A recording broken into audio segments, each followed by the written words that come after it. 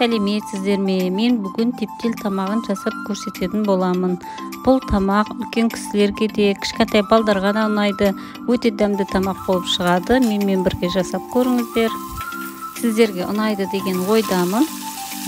Видеоны соңына дейін қарап, ұнаса лайк басып, комментарий қалдырып, маған тіркелуді ұмытпаңыздар. Қызып тұрған қазанымызға аздап май құйып, осы туралған картошка, пияз, сәбіз, помидор, болгарский бұрыш болса болгарский бәрін турап, қызып тұрған майымызға жақсылап қуырып аламыз.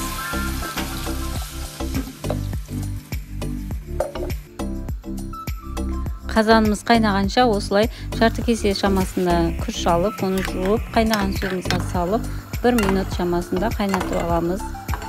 Күрішіміз 1 минуттай қайнады, енді осыны судан сүзіп аламыз.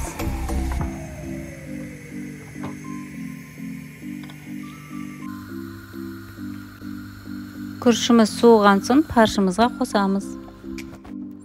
Міне күрішіміз суыды, енді осы суыған күрішімізді паршымыздың үстіне саламыз. Сосын паршқа арналған ұнтақ бұрышымыз салып, тұз салып, үстіне қолымызбен жақсылап араластырамыз.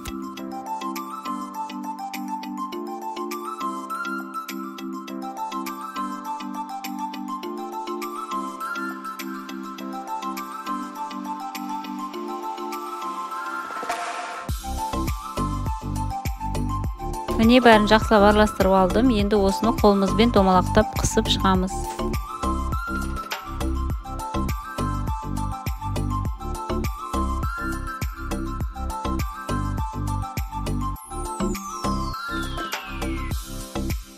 Міне мен жасап болдым. Енді осыны қайнап тұрған сорпамыздың үстіне саламыз.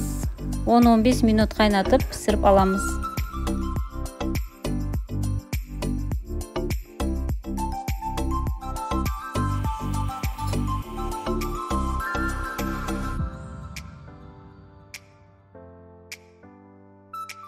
Мен бір тал чеснокты сақтап турап, сорпаға саламын.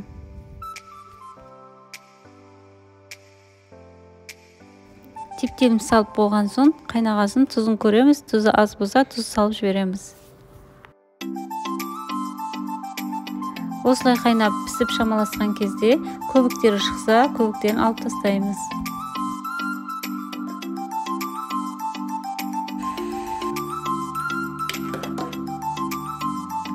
Тамағымыз пісті, өте дәмді болып шықты.